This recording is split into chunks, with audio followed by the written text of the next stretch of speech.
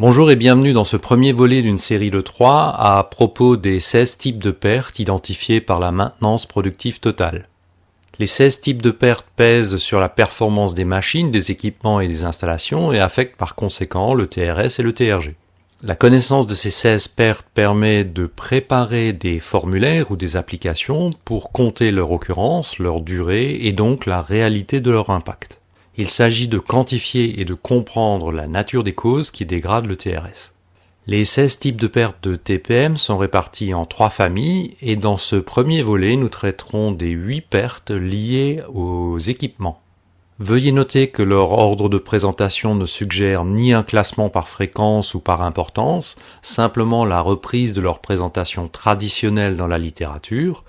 Par ailleurs, les dénominations et la présentation des causes de pertes peuvent varier d'un auteur à un autre. En premier lieu, nous trouvons les pertes dues aux pannes. Lors des pannes machines, celles-ci se trouvent à l'arrêt et le système subit par conséquent une perte dès lors que la machine en panne est indispensable à réaliser l'opération prévue, que cette machine est unique, que l'entreprise ne dispose pas de moyens de substitution disponibles et avec une réserve de capacité suffisante, qu'il n'est pas possible ou pas raisonnable d'enclencher une sous-traitance. La perte est alors proportionnelle à la durée de la panne, mais pas nécessairement de manière linéaire. En effet, si un équipement doit être remonté en température une fois dépanné, par exemple, la durée de chauffe nécessaire pourrait être d'autant plus longue que la panne aura duré. En second lieu, nous trouvons les pertes dues au réglage. Les réglages peuvent ralentir la machine. De nombreux réglages imposent un arrêt machine ou entraînent des modifications des caractéristiques des produits en sortie.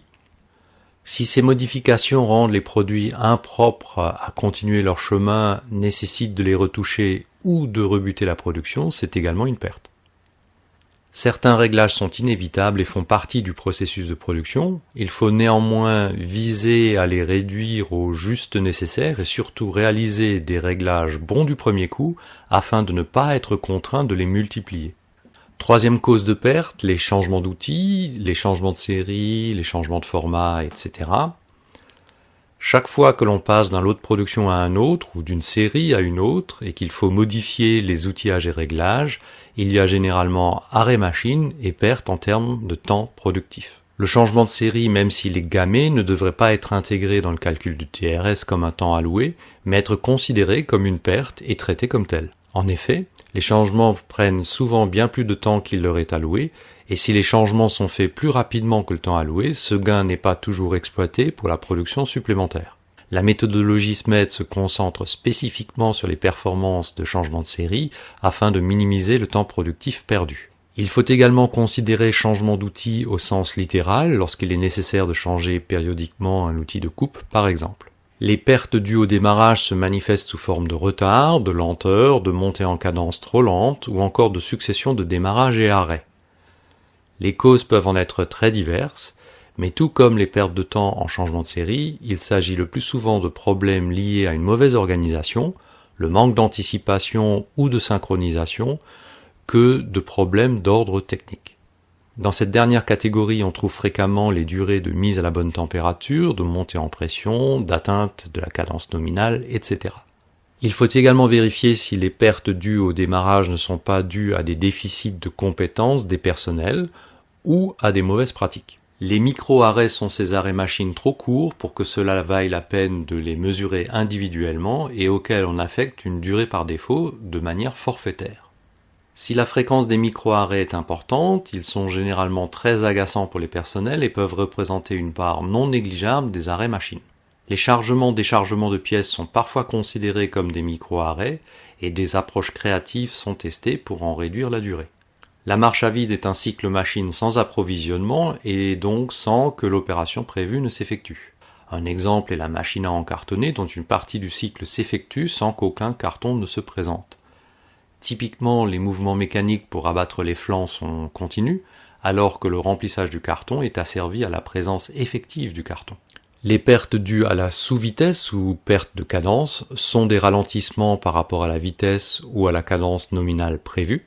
Ces ralentissements peuvent être volontaires pour assurer la qualité ou rendre l'opération possible avec un lot de matière donné par exemple, ou involontaires si la machine se dérègle, ou encore si les différents opérateurs règlent la vitesse à leur préférence plutôt que selon les standards.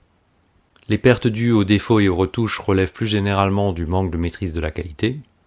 Il arrive que les défauts et retouches nécessitent d'interrompre le cycle machine, mais le plus souvent, ces pertes se constatent a posteriori une fois la production terminée.